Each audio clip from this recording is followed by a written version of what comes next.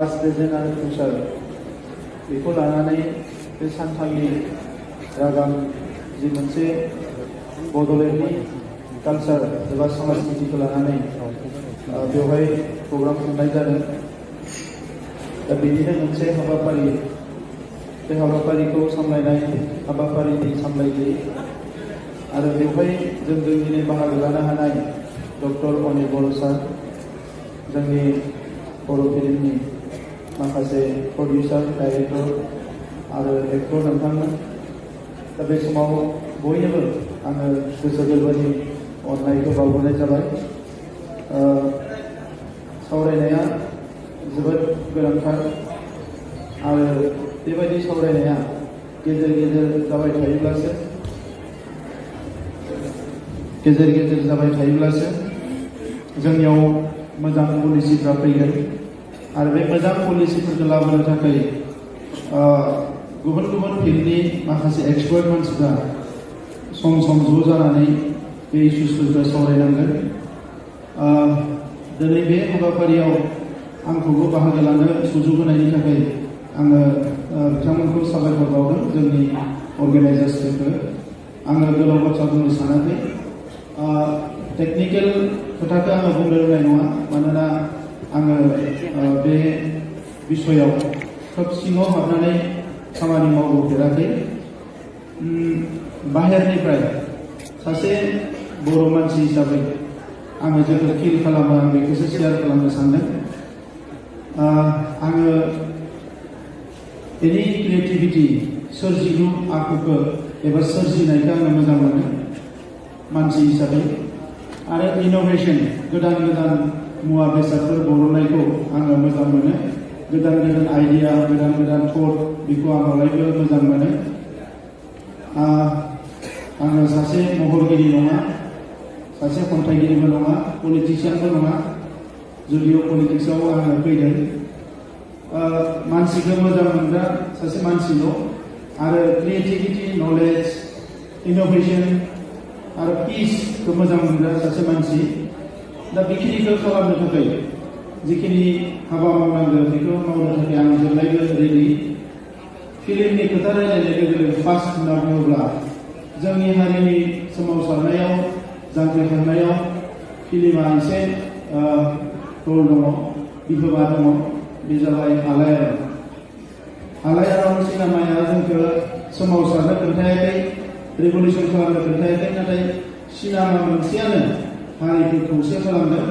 आरो जि समाव बर'नि मोनसे जांख्रिथाया जागायदोंमोन, बेवहाय बिथाङा बै जांख्रिथायखौ गासैबो बिथिंनिफ्राय अर्गानाइज खालामनायाव जोबोद बिहोमा होदों। बिनि उनाव बर' हारिनि जि मोनसे गोलाव सम आनरेस्ट मोनसे सिटुएसन, दा बेवहाय हारि नाङैनो गोबां मदद होनो हायाखै। नोंथांमोना इन्डिभिजुवेलि गावबा गावनि एफर्टजों हारिखौ मोजां मोननानै, हारि जौगानायनि थांखि लानानै गोबां हाबाफारि नोंथांमोना मावदों। आं बिनि थाखाय सासे बर' फिसा हिसाबै नोंथांमोननो गोसो गोरबोनिफ्राय आंनि साबायखरखौ बावो। दा नैबे समाव जेफोर मेम'रेन्डाम आंनो होदों, जेफोर इस्युसफोरखौ रायज्लायदों, बे इस्युसफ्रा, बे मेम'रेन्डाम होनाय जेंनाफ्रा सुस्रांजानाय जेंना, बे सुस्रांजायै जेंना नङा, जेरै सुस्रांजायै जेंना नङा। खालि खोथाया जाबाय मोनसे ड्रिम, जोंनो मोनसे सिमां नांगौ आरो बे सिमांखौ जोङो साफा सानैया नुदों। बयबो हारि नाङैनो बे सिमांखौ जोङो नुनो हायाखै। फार्स्ट सिमांखौ नुजेनदोंमोन बर'नि बै ब्रिटिश जुगनि, ब्रिटिशनि समनि माखासे गुरुदेब कालिचरन ब्रह्ममोन बायदि सुबुंफ्रा, बिथांमोन बायदि बिथांनि समब्रा समब्रि माखासे सानसुमै लिरगिरि बिथांमोना नुजेनदोंमोन। बेखौ मोगथां महर होनो गेजेर ससेयाव माखासे दैदेनगिरि फैदोंमोन आरो बिनि उनाव फैनानै बड'फाया मोनसे रेभलिउसन लाबोनानै बर' हारिखौ मोनसे सिमां मोनसे होदोंमोन जे बर'हा बुहुमाव मोनसे मास्टाराइज जानांगौ एबा जौगासार हारि मोनसे जानांगौ होननानै जोंनो मोनसे डेस्टिनेसन होदोंमोन, गल होदोंमोन। दा बे गलखौ एचिभ खालामनो थाखाय जोङो होसोयैनो जोङो दावगाबोगासिनो दङ। नाथाय नैबे समाव जोङो मोनसे सिंगल टास्क, मोनसे खामानि मावनानै हारिनि अलराउन्ड डेभेलपमेन्टखौ जोङो लाबोनो हानाय नङा। बेखौ आङो जोबोद फिल खालामो। जोङो अलराउन्ड डेभेलपमेन्ट लाबोनांगौबा जोंनि एक्टिभिटियाबो अलराउन्ड जानांगोन, गासैखौबो कम्प्राइजिं अल गासैखौबो लानानै जानांगोन। दा नंखायनो माखासे फिल्डआव जोङो आखाइ होनो हायाखै, जायनिखि जोंनि हारिखौ मुलुगनि दरबाराव थाबैनो गायसननो हायो, सिनायथि होनो हायो आरो बेजों लोगोसे हारियाव मोनसे जोबोद थाबैनो मोनसे चेन्ज लाबोनो हायो, मोनसे इम्पेक्ट लाबोनो हायो, बेबायदि एक्टिभिटिफोरखौ जोङो मावनो हायाखै। जोंनि गोलाव समाव आं रावखौबो दुसिना बुङाखै, जोङो बांसिन जोंनि दैदेनगिरिफ्रा जायफोरा ससियेल बिल्ड खालामनो, ससाइटिखौ दानो फैदों, ससियेल बिल्डार, जायफोर रिभलिउसनारि लिडार, जोंनि मेक्सिमाम लिडारफ्रा जोङो क्रिएटिभिटिनिख्रुइ बांसिन स्पिचखौसो जोङो गोसो होदों। जोंनि लास्ट 30-40 इयार्सआव जोङो बांसिन लेक्सार होदों, जों बांसिन स्पिच होदों, नाथाय जोंनि जे क्रिएसन, बै क्रिएसना जोबोद खम जाबोदों। दा रिभलिउसनारि मानसिफोरनि गेजेराव सासे साहित्य एकाडेमि बान्था मोनदों बिथां उखावगोरा ब्रह्मआ लिरनानै। बिनि बादै आरोबाव जोंहा गोबां दङमोन, इनक्लुडिं मी, आंखौबो लाफानानै जोङो क्रिएटिभिटियाव बारा गैया। दा ओंखायनो नैबे समाव आं सानदों कि कानेक्टिं दा डट्स मोनसे फर्मुलाखौ जों बाहायनांगोन। डट्सफोरखौ जोङो कानेक्ट खालामनांगोन। सोर हारिमुआव दङ, सोर स्पर्ट्सआव दङ, सोर कालचाराव दङ, सोर इकनमिक्सआव दङ, सोर इडुकेसनाव दङ, सोर बबेयाव दङ मुलुगाव। कानेक्टिं दा डट्स बियो जोंखौ सापर्ट खालामगोन एबा हारि जौगानायाव जोंखौ हेल्प खालामगोन। दा बेखौ खालामनो थाखाय सोरबाया स्टेपनो होग्रोनांगोन आरो आं सानदों नैबे मोनसे गोदान स्टेप। आंखौ नोंथांमोना बिटिआरनि सासे मावख'गिरि हिसाबै मख'दों, नाथाय आङो बेजों गोजोनाखै, मानोना आङो बे महराव थानो लुबैयाखै। जास्ट नर्मेल सासे मानसि हिसाबै हारिखौ सिबिलांनो थाखाय आंहाबो मोनसे सिमां दङ। दा बे सिमांखौ मोगथाङाव लाबोनांगौब्ला थाबनो जोंनो मोनसे शिफ्टिं आरो लिफ्टिं नांगौ। शिफ्टिं एन्ड लिफ्टिं। जोंहा आब'आ गोदान मोनसे फिल्म बानायनो नाजादों आइजोफोरखौ लानानै। आं बिथांनि सिगाङाव मख'दों मिलिन्डा गेट्सआ मोनसे लेखा लिरदों, दा लिफ्ट होनाय लेखा मोनसे लिरदों आरो बे लिफ्ट होनाय लेखायाव मुलुगनि गासैबो माहारिनि आइजोफोरनि जेंनाफोरखौ लिरदों आरो बे आइजोफोरनि जेंनाया ओरैबायदि हारसिं दाबो एसे बे आइजोफोरखौ सापर्ट होबानो मुलुगनि आइजोफोरा दावगालांनो हायो। दा जोंनि बेलायाव आङो आदारवाइज मानो नाङा, जोंहा बे गुबुन नङा फैला मेन्डेलानि मोनसे कमिटमेन्ट ओरैबायदि नांगौ समाव बिथांमोना कमिटिखौ बरनबाय, जानो हागौ बिथांमोना माबा जेबो फैनानै मोनसे समाव, खिन्थु बेवहाय मोनसे भिजिबल इम्पेक्ट फैदों। भिजिबल इम्पेक्ट मानसिफ्रा फरायनानै सोलोङो, नुनानै सोलोङो, खोनासंनानै सोलोङो। दा बे मोनथाम मिडियाखौ जोङो बाहायनांगोन। दा अब्ला जोंनि हारियाव जोङो गोबां थियाटार जोंहा गैया। असमियाव गोबां मोजां मोजां थियाटार दङ, जायनाखि बार्निं ससियेल इस्युसफोरखौ लानानै बिथांमोना बे नाटकफोरखौ खालामो आरो बेवहाय मोनसे मानसिफोरखौ सोलायनायनि थाखाय मोनसे लामा होयो। दा जोंनियाव थियाटारफ्रा सारभाइभ जानो हायाखै। फारसेथिं फिल्मखौ जोंहा गोबां बानायदों, जेसेबां बानायनांगौ बानायदों, नाथाय बे फिल्म बानायग्राफोरा जेरैबायदि सापर्ट मोननांगौ बेखौ हयथ' निसय मोनाखै। आङो डाटा बेस स्टाडि खालामाखै, ओंखायनो आङो बेवहाय बुंनो रोंनाय नङा, नाथाय बेखौ मोनाखै। दा जों जेब्ला गभर्नमेन्टजों रायलायो अब्ला फिल्म स्टुडिअनि खोथाखौ रायलायदोंमोन जोंनो मोनसे फिल्म स्टुडिअ नांगोन होननानै। उनाव बिथांमोना बुंबाय बेखौ नोंथांमोना बानायनानै ला होननानै। थाखाखौ गभर्नमेन्टआ एनि टाइम हरनो हायो होननानै। थाखाया गभर्नमेन्टआव दङ, एनि टाइम हरनो हायो, नोंथांमोना बानायनानै ला होननानै। दा नंखायनो आङो दिनै बुंगोन जोंनि सरकारनि समाव जोङो मोनसे फिल्म स्टुडिअ बानायनो थाखाय प्रप'जेल मोनसे जोङो थाबैनो रेडि खालामगोन। गुबुन मोनसे जोंहा आङो एक्टरफोर बुंबाय थादों, जायखौ लोगो मोनदों इन्डिभिजुवेल लेभेलाव जोंनो सिनेमा हल नांगौ होननानै। सिनेमा हल बानायनाया आं सानो बारा गिदिर खोथा नङा। जि जिनिसखौ फैसाजों बानायनो हायो बे जिनिसानो गोरा खोथा नङा। जि जिनिसखौ फैसाजों बानायनो हाया बिसोर गोब्राब होननानै आं सानो। जेरै हारियाव गोजोन लाबोनाय, हारियाव खौसेथि लाबोनाय, जोङो गिदिर द्रिम, माखासे गिदिर सिमां नुनाय, मुलुगनि जौगासारनाय हारि बायदि बै खामानिफ्रासो जोंनि थाखाय गोब्राब। नाथाय फैसाजोंल' जायोब्ला दिनै बर' हारियावबो ओरैबायदि मानसि दङ जाय हारसिं गोसो जानानै मास मोनसेयावनो 10टा मिनि स्टुडिअ लुना होनो हानाय बर' हारियावबो दा मानसि दोनसै जायो।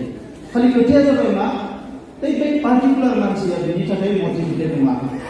जोंनिया जेंनाया बिसो जादों, हारियाव फैसा खामायनो जोङो एसे सोलोंनांगोन, मोजां खोथा, नाथाय हारिनि नांगौ मुवा बेसादफोरखौ सोरजिना लानो थाखाय जों बारा गोसो होआखै दा ओंखायनोसो जोंहा बेबायदि माखासे बिथिंफ्रा थालांदों दा ओंखायनो गुबुन गुबुन बिथिंखौ आं रायज्लायनो सानाखै बिसेसके बे सिनेमायाव जोंहा प्रडिउसारफ्रा माखासे मानसिफ्रा जेरैबायदि सिनसियारलि खस्थ' खालामनानै बरनबाय थादों बेयो जोबोद मोजां जादों आरो बेखौनो जोङो गभर्नमेन्ट मोनसे दङ हिसाबै सापर्ट होनो थाखाय जोङो रेडि जादों आं उनाव नायबाय जे सिनेमानि फैसाया एसेल' हमनाय थायो माने माबायाव मा होनो एनुवेल प्लानआव एसेल' फैसा हमनाय दङ दा बेखौनो आङो नुनानै एसे दुखु मोनदों थाखा फैसाबो बांसिनाव बारा फैया नाथाय नेक्स्ट फाइनान्सियेल इयाराव जों आं सानदों कि जोङो नैबे 26आवनो जोंनि एवपिखौ बानायगोन अब्ला जोङो नोंथांमोननो फिल्म फेस्टिभेल खुंनो थाखाय 50 लाख रां जोंनिफ्राय जों होगोन दा नोंथांमोना जाहाथे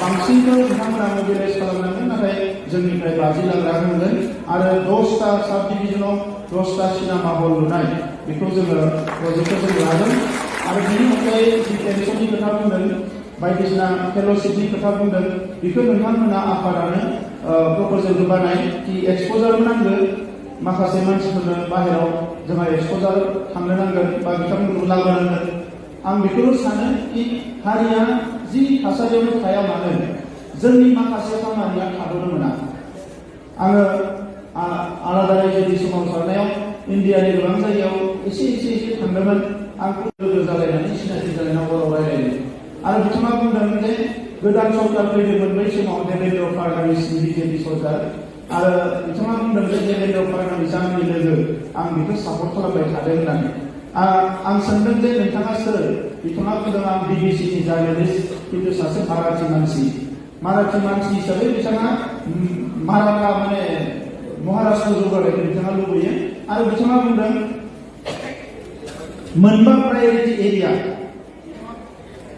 बे मोनबा प्रायोरिटी एरियाखौ सायख'नानै बिथाङा बुंदों जे बे एरियायाव खुनु थाद'नाय गैयाजासे खामानि मावनांगौ होननानै सायख'नानै होदों आरो बे सायख'नाय एरिया मोनबाखौ बिथाङा आंनो फोरमायदों जे दैज्लां जा मेसें जा दावराव जा गुसु जा जि जा बे मोनबायाव जाहाथे खुनु थाद'नो मोना नोंथांनि सरकाराव होननानै बिथाङा प्रायोरिटीयाव सायख'नानै होदों आरो बेखौनो लानानै बिथाङा खामानि मावदों दा जोंनियावबो दिनै कुइसना फैबाय जों सोमावसारबाय जों बुंबाय मोजां हादोर नांगौ मोजां रायजो नांगौ मोजां माबा मोनसे नांगौ मालायखौ नायनायाव जोंहा बिराद थाब फैयो जोंखौ डिसक्रिमिनेट खालामदों जोंखौ माने डिप्राइभ खालामदों डिनाय खालामदों नाथाय अख्राङावथ' खुनु इन्जुर गैया जोंखौ जौगानायाव रावबो हमथायाखै जोङो ओरै थाङोबा दै मोनगोन ओरै थाङोबा हाजो मोनगोन ओरै थाङोबा इन्जुर मोनगोन नाथाय गोजौजों थांनायाव जोंखौ रावबो हमथायाखै दिनैसिम नोंथांमोना सानदोंना गोजौजों जेसेबां गोसो जोङो थांनो हायो नाथाय हारियाव जुदि जोंहा गोजौजों थांनायनि डिसिसन गैयाबा जौ सेरेबजोंसो गोदोना थानो नागिरोबा जुवाजोंसो गोदोना थानो नागिरोबा बिदा फंबायनि बुलायनायजोंसो गोदोना थानो नागिरोबा हिंसा हिंसिनि पलिटिक्सजोंसो गोदोना थानो नागिरोबा जोंनि हारिया मालाबाबो जौगानो हानाय नङा दा ओंखायनो दिनैनि समाव आङो बेखौनो लुबैयो पिसआ कन्टिनिउ जानांगोन स्टेबिलिटिया कन्टिनिउ जानांगोन अब्ला गासैबो सम्भब जागोन दा बेखौनो खालामनो थाखाय जोङो मोनसे इनिसिएटिभखौ सोरबाया लानांगोन आइजोफोरनि गेजेराव गोबां खामानि मावनांगौ दङ आङो आब'मोनखौ खावलायदों जोंहा नेशनेल इन्टारनेशनेल एक्सप'जार मोननाय माखासे आइजोफोर दंसै जोंनियाव बिथांमोना आवगायबोनांगोन जोंनि हारियाव दायो आंनि बुजिनायाव गामियाव खामानि मावग्रा एसे गेजेर थाखोआव मावग्रा नेशनेल लेभेलाव मावग्रा इन्टारनेशनेल लेभेलाव मावग्रा एकदम मानसिफोर दंसै दायो खालि खोथाया जाबाय मा कानेक्टिं दा डट्स बावैसो बर' डायस्प'रा होननाय मोनसे जोंनि गोरों गोराफोरनि वेब डिसकासनाव आंखौबो लिंदोंमोन जेरावनोखि बाहेरनि सोरबा इउकेआव थाग्रा आमेरिकायाव थाग्राफ्राबो बाहागो लादों दा बेवहाय आं बेखौनो बुजिदों कानेक्टिं दा डट्सआ सबसे प्रायोरिटी सेकेन्ड प्रायोरिटीया जाबाय जोंनो पलिसि नांगोन जुदि नोंनि आखायाव खुनु प्रप'जेलानो गैयाबा पलिसियानो गैयाबा मालायखौ रायनानै मालायखौ बुंनानै रागा जोंनानै इमोसन जानानै जोङो जेबो मावनो हानाय नङा दा बेनिखायनो नैबे समाव जोङो मोनसे गोदान रेभलिउसनाव हाबनांगौ बे जाबाय हारि दानायनि रेभलिउसन इन'भेसननि रेभलिउसन क्रिएटिभिटिनि रेभलिउसन आरो बेवहाय सासे बर' फिसाफ्रा जोबोद गोख्रोङै माखासे एडभेन्सार जि केरेक्टारखौ लानानै जोङो खामानि मावलांनांगोन ओंखायनो आं बेखौनो लास्ट बुंनो सानो जे नैबे गभर्नमेन्टखौ नोंथांमोना बेस्ट इउज खालामनो हागोन नोंथांमोननि जायखिजाया खामानिनि थाखाय आरो मोनसे बेबायदिनो हाबाफारिफोरखौ खालामनो थाखाय जोङो माखासे नेशनेल स्टेडियाम बानायनो नागिरदों जेरावनोखि इन्टारनेशनेल स्टेन्डार्डनि जायो प्रग्रामफ्रा आरो क'क्राझाराव जोङो नैबे बोसोरावनो माखासे फान्डिं एजेन्सि नागिरनानै 2000 मानसि जिरायनो हानाय मोनसे हाइटेक मोजां मोनसे गासैबो टेक्न'लजि थानाय मोनसे अडिट'रियाम जों बानायनो थाखाय थांगासिनो दङ जेराव उननि समफोराव जाहाथे रिजनेल फिल्म फेस्टिभेलफोर नेशनेल फिल्म फेस्टिभेलफोरखौबो जोंनियावबो लाबोनो हायो अब्ला जोङो माखासे सापर्टखौ मालायनिफ्राय मोनगोन दा बेफोर खोथाफोरखौ जोङो सानदों आं गोलाव खोथा बुंला नोंथांमोननो बयनोबो साबायखर बावबाय आरो जिखिनि मेम'रेन्डाम जोंहा आंनो गथायदों बे आं दाबो बुंफिनो मोनसेबो मावनो हायै गैया गासैखौबो मावगोन खालि बेवहाय एसे हयथ' टाइम लागोन मोनसे मोनसे इस्युसफ्रा आरो थाबैनो फिल्म जि स्टुडिअ बेखौ बानायगोन खालि खोथाया जाबाय मा जोंनि जि कालचार मालाय जायगाफ्राव जोङो सिनेमा नायनानै जेरैबायदि मोनसे मोजां परिबेस मोनो बेबायदि परिबेसखौ जों दानांगोन नङाबा गाबोन स्टुडिअआव बुलायगोन लोंला जाला जागोन सोरबा टिकेट दानालासिनो हाबगोन नैबे आखलखौ जोङो लासै लासैनो सोलायनांगोन सिस्टेमजों डिसिप्लिनजों थांनांगोन आं आब'नियाव एसे सिगाङाव सोंदों आब'आ सियांमायाव थायो गोबां आन्डारग्राउन्डफोरा बेवहाय ज' जायो बै जायगानि अबस्थाया माबायदि होननानै आब'आ बुंदों बिराद पिसफुल होननानै जोबोद पिसफुल जोबोद मोजां मानसिफ्रा माने वेल अर्गेनाइज गासैबो वेल कालचार दा जोंनियाबो जों बुंबाय थायो जों कालचार बबे कालचाराव जोङो दङ दायो जोङो गावखौनो रिलुक खालामनांगोन मानोना मोनसे हारिया जौगानांगौबा फारफ्रोमबो बिथिंनिफ्राय राइट मानसिया राइट पजिशनाव थानांगोन राइट मेना राइट जायगायाव थायोबासो जोंनि माने जौगानाया प्रपार वेजों थांगोन आं बेखौनो सानो आरो सावरायनाया जोबोद मोजां जाथों आं बेखौनो बे समाव उइस खालामो आरो उनाव लोगो मोनबाय थागोन आंबो फैफिनगोन दसे उनाव प्रग्रामाव बाहागो लागोन बयनोबो साबायखर बावबाय गोजोन्थों